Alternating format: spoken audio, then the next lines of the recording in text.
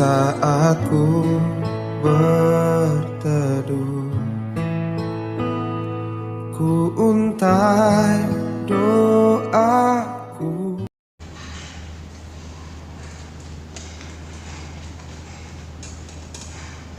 Mari kita berdoa. Bapa yang Maha Baik, Juru Selamat kami Tuhan Yesus Kristus, pertolongan dalam Roh Kudus, kepadamu kami mengucap syukur kembali, menaikkan pujian, pengagungan kami kepadamu atas anugerah kasih, memberikan waktu, kesempatan untuk kami kembali bisa belajar firman Tuhan. Biarlah firman-Mu menjadi kesukaan dan renungan kami siang dan malam.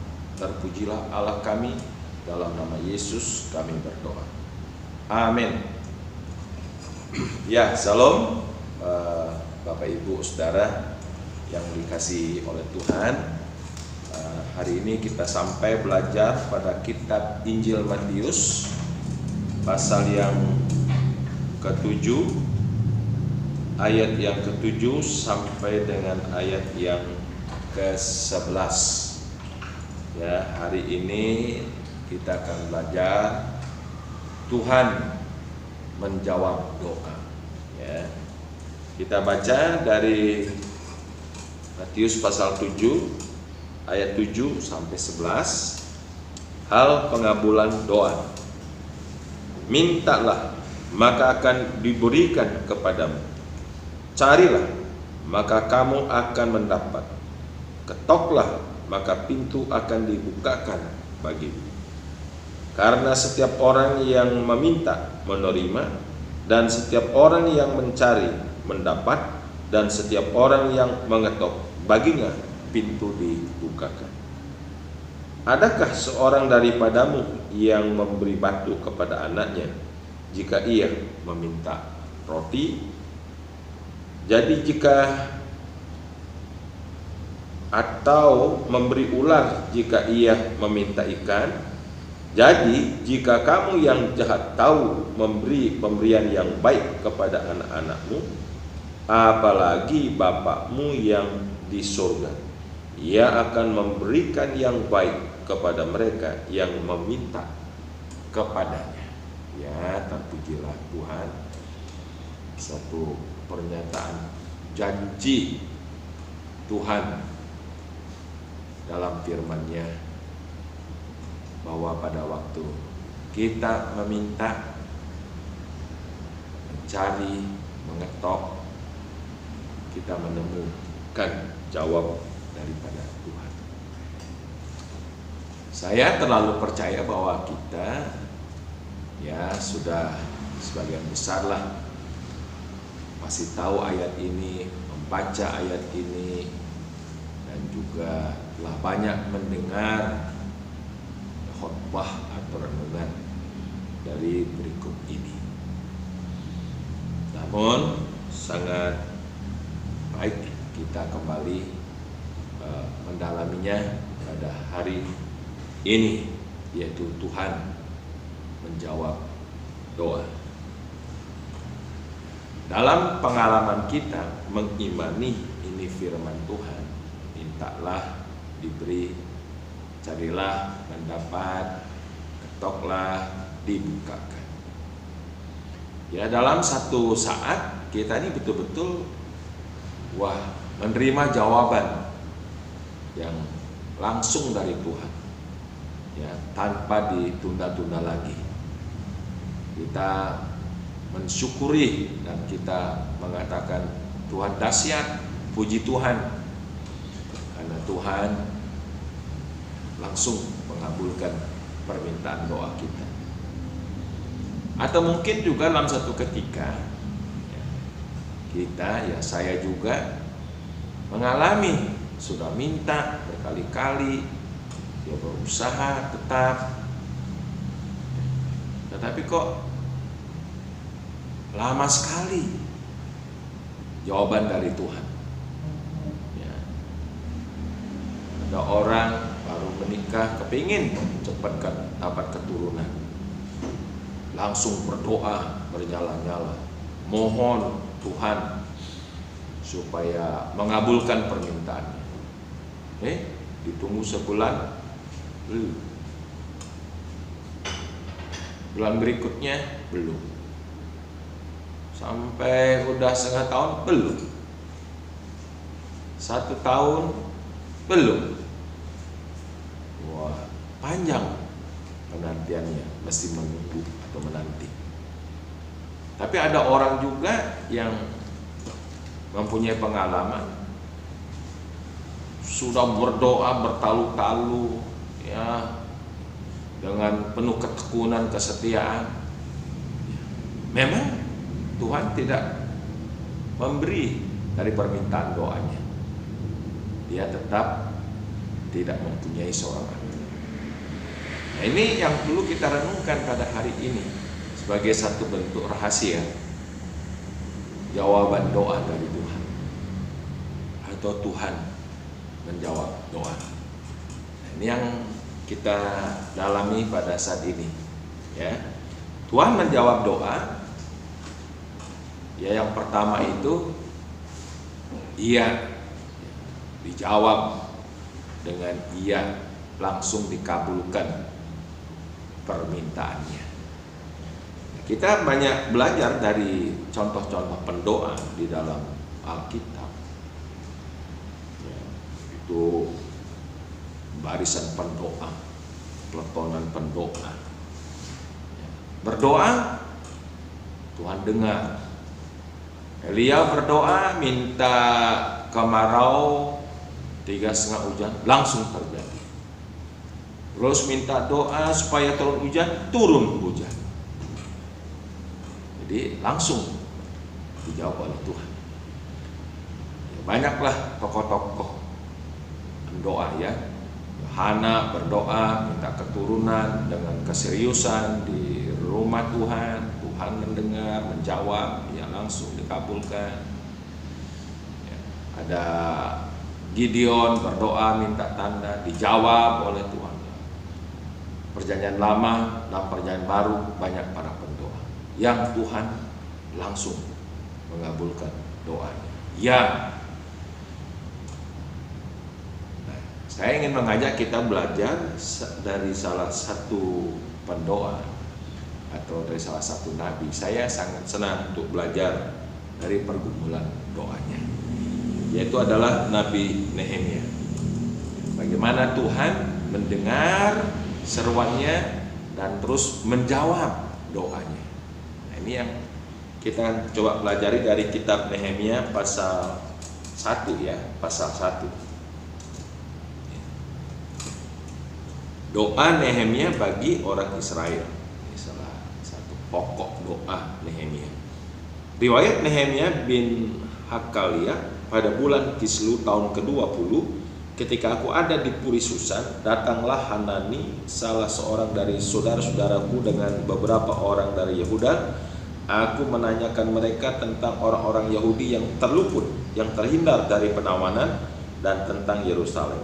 Kata mereka kepadaku, orang-orang yang masih tinggal di daerah sana, yang terhindar dari penawanan, ada dalam kesukaran besar dan dalam keadaan tercela. Tembok Yerusalem telah terbongkar dan pintu-pintu gerbangnya telah terbakar. Ya, ini problematik yang sedang didengar oleh Nehemia, yang disampaikan oleh saudaranya, yaitu oleh Hanani. Nah, apa dikatakan, ketika ku dengar berita ini, duduklah aku menangis dan berkabung selama beberapa hari. Aku berpuasa dan berdoa ke hadirat Allah semesta langit.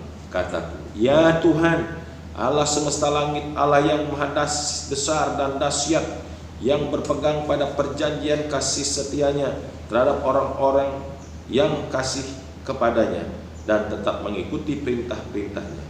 Berilah telingamu dan bukalah matamu dan dengarkanlah doa hambamu yang sekarang kupanjatkan kehadiratmu siang dan malam bagi orang Israel, hamba-hambamu itu, dengan mengaku segala dosa yang kami orang Israel telah lakukan terhadapmu. Juga aku dalam kaum keluargaku telah berbuat dosa. Kami telah sangat bersalah terhadapmu dan tidak mengikuti perintah-perintah, ketetapan-ketetapan dan peraturan-peraturan yang telah kau perintahkan kepada Musa hamba-Mu itu. Ingatlah akan firman yang kau pesan kepada Musa hamba-Mu itu, yakni bila kamu berubah setia, kamu akan kucerai-beraikan di antara bangsa-bangsa. Tetapi bila kamu berbalik kepadaku dan tetap mengikuti perintah-perintahku serta melakukannya, maka sekalipun orang-orang buanganmu ada di ujung langit, akan kukumpulkan mereka kembali dan kubawa ke tempat yang telah kupilih untuk membuat namaku diam di sana. Nah, ini saudara, doa pergumulan yang sangat serius, ya, didasari atas keyakinan iman yang teguh kepada Tuhan. Waktu didengar berita yang sangat memahitkan itu, Nehemia berdoa dan berpuasa, menangis, hancur hati. Nah, itu gambarannya. Yang pertama isi doanya adalah mengakui segala kesalahan dan dosa-dosa. Ada pengakuan dosa terhadap dirinya, keluarganya, dan juga bangsanya. Jadi ada pengakuan yang terbuka kepada Tuhan. Yang kedua isinya adalah mengingat perjanjian Tuhan, mengingat firman-Nya.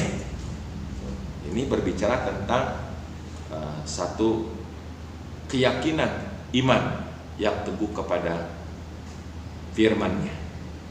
Ya, kalau memang bangsa ini berketetapan mengikuti firman-Nya, berbalik pada Tuhan, dan Tuhan akan menjawab doanya. Nah, kurang lebih demikian Nehemia berdoa kepada Tuhan. Apakah hanya dia berdoa? Pada pasal yang kedua ada usaha, yaitu usaha bagaimana sebuah strategi Nehemia menghadapi raja pada waktu itu. Ya, terjadilah sebuah percakapan yang pada akhirnya memang Tuhan menyertai percakapan ini. Akhirnya Nehemia mendapat surat kuasa luar biasa. Surat kuasa untuk menghubungi seluruh pimpinan-pimpinan daerah, ya, bupati-bupati dan juga seterusnya. Dia bertemu dengan pimpinan-pimpinan rohani, para imam, ya, dan juga para yang duduk di bagian pemerintahan. Ada usaha, ya, ada perjuangan. Makanya mintalah, carilah, artinya ada usaha, ada perjuangan. Jadi Nehemia berdoa dengan sungguh-sungguh. Semangat doanya ini dilanjutkan lewat sebuah perjuangan, ya, kerja keras, menyatukan para pemimpin, bahkan menyatukan seluruh, ya, maksudnya ketua suku pada waktu itu, menyatukan seluruh bangsa. Jadi, dan Nehemia, dalam kitab Nehemia dicatat mereka semuanya bersatu, baik secara struktural kepemimpinan dan juga secara horizontal, bersatu, sepakat. Makanya genap juga pernyataan Tuhan Yesus, di mana ada 2-3 orang sepakat berdoa. Oh, ini penggenapan firman Tuhan. Jadi mintalah, carilah, mintalah, ketok. Jadi doa yang sungguh-sungguh, iman yang aktif dinamis itu harus dikejawantahkan lewat usaha. Nah, makanya ada istilah oret laboran. Kita minta tentang kebutuhan kita, makanya kita harus berjuang, bekerja. Tuhan berikan akal, kepintaran, kemampuan, kekuatan, berusaha. Tuhan akan memberkati. Menjawab firman Tuhan itu iya dan amin. Ya, jadi saya ambilkan, kita belajar salah satu dari Nabi Nehemia karena saya sangat senang melihat isi doanya. Ya, ada pujian tentang pengagungan Allah semesta alam ini, yang Allah pencipta langit dan bumi. Ada pengakuan dosanya, terus ada sebuah landasan keyakinan imannya di dalam doa, mengingat perjanjian Tuhan. Dan akhirnya dari seluruh permohonan doanya itu ada usaha. ketemu raja, ketemu bupati, ketemu para pimpinan rohani, disatukan semuanya. Waktu mereka berteriak, kami bersatu, kami bersedia, Tuhan memberikan kemenangan. Jawaban doa itu iya. Yang kedua, ya kita melihat di sini jawaban doa bisa tunggu. Ya, kita disuruh oleh Tuhan menunggu. Kalau kita dijawab terus, ya mari kita puji Tuhan, bersyukur. Kalau suruh menunggu, mungkin ada maksud Tuhan, ya, untuk kita itu menjadi pribadi yang sabar. Kenapa harus menunggu? Itu adalah satu rahasia kedaulatan Tuhan. Kita kan meminta sama Tuhan, mau dikasih hari ini haleluya, dikasih besok ya haleluya, ya ntar mungkin dijawab tahun depan ya haleluya. Kita nggak bisa paksa-paksa, ya kita ini kan namanya minta, ya dikasih puji Tuhan, nggak dikasih pun juga puji Tuhan. Nah, jadi dalam Alkitab pun ya kita melihat ada banyak ya pendoa-pendoa juga dalam doanya nggak langsung ya dijawab, ada untuk menunggu. Ya, salah satu contoh misalnya kita baca dalam kitab Ibrani pasal yang Ibrani pasal yang ke-6 ayat yang ke-15. Nah, ini pernyataan firman Tuhan. Nah, tentang tokoh beriman pendoa juga, yaitu Abraham. Dikatakan demikian, Abraham menanti dengan sabar, dan dengan demikian ia memperoleh apa yang dijanjikan kepadanya. Tuhan berjanji untuk memberikan keturunan seperti bintang-bintang di langit, butir pasir di laut. Ini janjinya kan dahsyat, luar biasa. Ya. Berapa lama Abraham harus mengimani dan menanti? Kita pikir itu terjadi langsung di minggu itu, di bulan itu, ya, di tahun itu. Alkitab mencatat Abraham dan Sarah harus menanti 25 tahun. Satu rentangan waktu yang sangat panjang. Kalau secara manusiawi, ya dalam kitab Roma 4:18 selanjutnya dikatakan bahwa kalau secara manusiawi, ya sebenarnya bagi Abraham tidak ada alasan lagi untuk mempercayai janji itu. Tidak ada alasan lagi. Tapi walaupun tidak ada alasan lagi untuk mengimani, Abraham tetap percaya. Tidak goyah imannya. Dia sabar. Maka dikatakan di sini ya Abraham menanti dengan sabar. Jadi terbentuk sebuah karakteristik kerajaan sorga, yaitu menjadi pribadi yang sabar. Ya, tetap mengimani, percaya, sekalipun harus menanti dengan begitu sangat panjang sekali. Tunggu. Jadi jawaban Tuhan itu nggak langsung. Nah, kita belajar juga dari satu pernyataan firman Tuhan dalam bentuk metafora, yaitu dalam kitab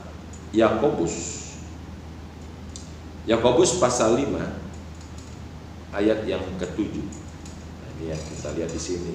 Ya, kita belajar di Alkitab mengenai Tuhan menjawab doa. Ada yang langsung yes, ada jawabannya tunggu, ya. Karena itu saudara-saudara bersabarlah sampai kepada kedatangan Tuhan. Sesungguhnya petani menantikan hasil yang berharga dari tanahnya, dan ia sabar sampai telah turun hujan musim gugur dan hujan musim semi. Lihat ini gambaran metafora. Ya, dalam sebuah permohonan doa kita belajar juga menanti. Ya, menanti dengan sabar.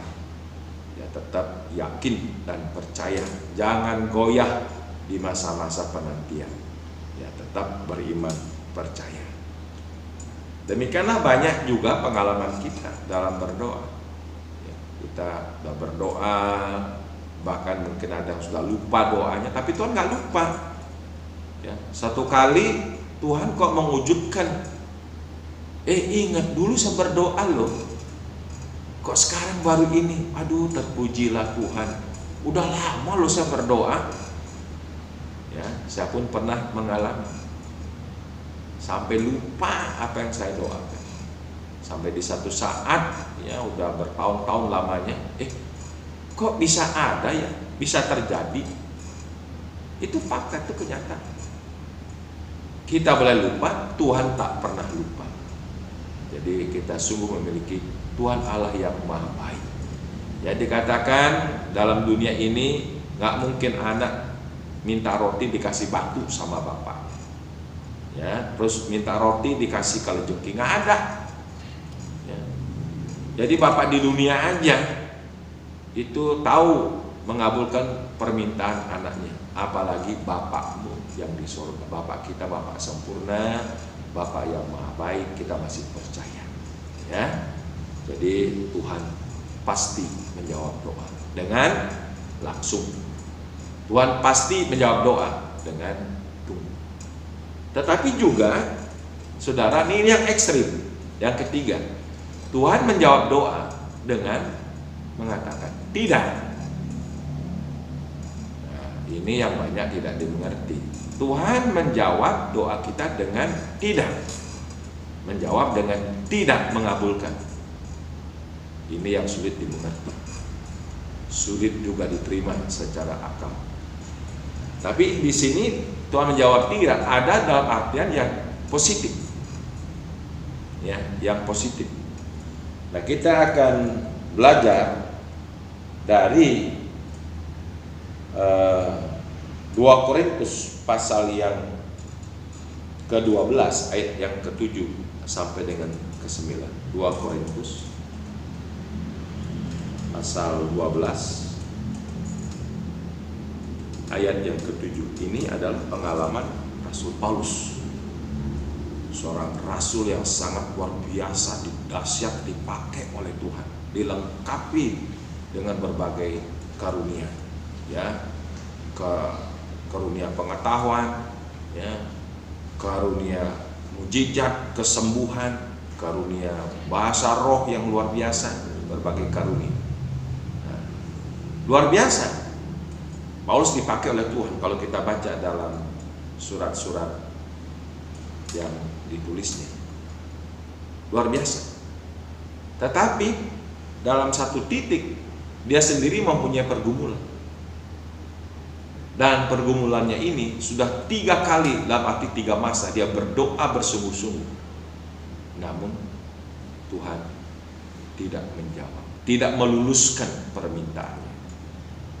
Walaupun tidak, respon Rasul Paulus tetap positif, tidak negatif, tidak menyalahkan Tuhan, tidak menyalahkan keadaan, tidak juga memblame dirinya, menyalahkan dirinya. Nah, itu kita baca dari 2 Korintus pasal 12 ayat 7 sampai dengan 9. Dan supaya aku jangan meninggikan diri karena pernyataan-pernyataan yang luar biasa itu, maka aku diberi suatu duri dalam dagingku, yaitu seorang utusan iblis untuk menggocok aku, supaya aku jangan meninggikan diri. Tentang hal itu aku sudah 3 kali berseru kepada Tuhan, supaya utusan iblis itu mundur daripadaku. Tetapi jawab Tuhan kepadaku, cukuplah kasih karuniaku bagimu, sebab justru dalam kelemahanlah kuasaku menjadi sempurna. Sebab itu terlebih suka aku bermegah atas kelemahanku, supaya kuasa Kristus turun menaungi aku. Ini jawaban, ya, yang jelas dari Tuhan. Tuhan pasti menjawab dengan tidak. Namun tetap bagi orang yang memiliki iman yang teguh, responnya tidak negatif. Terima kasih Tuhan, justru aku bersyukur karena dalam kelemahanku aku bisa selalu berseru, ya, bergantung kepadamu. Ya, dan akhirnya kita merasakan kasih Tuhan itu sempurna. Paulus mengatakan kasih Tuhan sempurna bukan pada waktu dia mengatakan berbagai tanda mujizat, ya, bukan pada waktu dia melaksanakan, memanifestasikan berbagai karunia dalam hidupnya, berbahasa roh, segala macam gitu rupa, tapi justru dalam kelemahan, bukan waktu dia kuat dan sehat, di tengah-tengah penderitaan, kesengsaraan, dia berkata kasih Tuhan sempurna. Nah, Nah, ini yang perlu kita ikuti. Kalau Tuhan menjawab kita, jangan kita negatif sama Tuhan. Ya, jangan nyalahkan si A, si B, si C, dan juga jangan nyalahkan diri sendiri. Lihat, pasti ada rencana Tuhan, maksud Tuhan untuk menjawab tidak. Ya, jadi sama dengan orang tua, nggak semua permintaan anak dikasih. Kalau nggak sesuai dengan kebutuhannya, ya tidak akan dikasih. Atau dia minta sesuatu yang barangkali akan merusak dirinya, tidak akan dikasih. Nah, namun juga ada jawaban Tuhan pasti tidak, ya, atas sesuatu negatif dalam diri kita. Negatif ini mungkin bisa merupakan sebuah kesalahan dan dosa. Nah, itu yang dikatakan Tuhan dalam kitab Yesaya pasal yang ke-59 ayat yang kedua.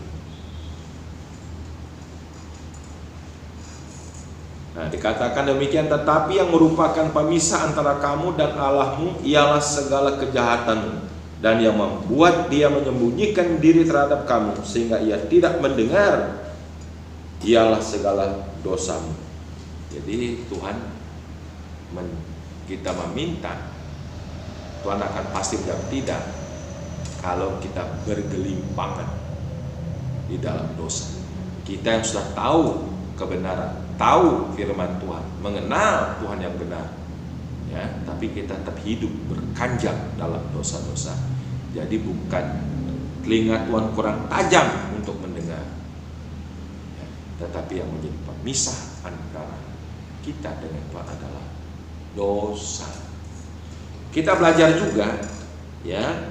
Jadi Tuhan dengan pasti menjawab tidak, yes, dalam arti kondisi kita secara negatif, yaitu dalam kitab Yakobus pasal yang keempat ayat yang ketiga.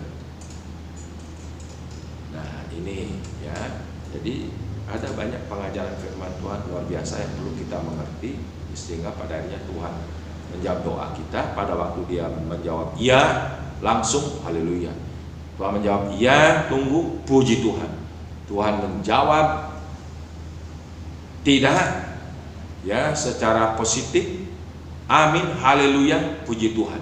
Waktu Tuhan menjawab dalam kondisi yang berarti negatif dari kondisi kita, kita pun harus koreksi diri, introspeksi diri. Apa yang dikatakan? Atau kamu berdoa juga, tetapi kamu tidak menerima apa-apa karena kamu buat salah berdoa, sebab yang kamu minta itu hendak kamu habiskan untuk memuaskan hawa nafsumu.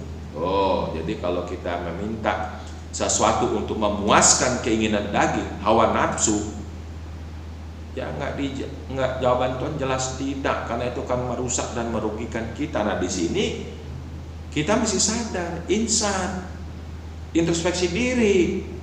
Kenapa Tuhan kok tidak menjawab doaku? Oh, rupanya ada dosa.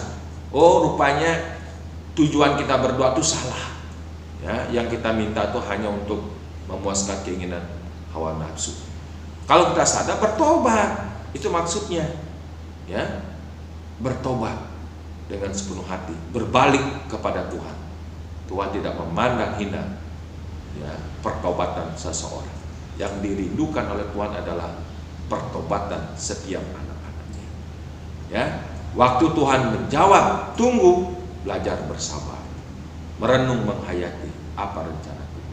Waktu Tuhan menjawab, langsung sesuai permintaan kita, ya puji Tuhan, haleluya. Semakin yakin, semakin teguh beriman sama Tuhan, sehingga seluruh jawaban Tuhan ini, kalau kita merespon dengan positif, sekalipun Tuhan mengatakan tidak, kita akan tetap positif dan bisa tetap memuji Tuhan, mengagungkan Tuhan, memuliakan Tuhan. Tetap kita bisa taat, tetap kita percaya, tetap kita setia. Mari kita amini firman Tuhan. Minta, mendapat, ya. Minta, diberikan. Cari, mendapat. Ketok, dibukakan. Tuhan memberkati kita. Amin. Mari kita berdoa. Bapa di surga, dalam nama Yesus, terima kasih pengajaran tentang doa, di mana Tuhan pasti menjawab setiap doa kami kepada Tuhan. Tolong kami mengerti, supaya kalau Tuhan menjawab pasti tidak, di situ pun kami tetap bersyukur. ada sesuatu yang perlu kami koreksi dalam diri kami, supaya kami melihat rencana Tuhan yang indah di dalam kami. Terpujilah Allah kami, dalam nama Yesus kami berdoa. Amin.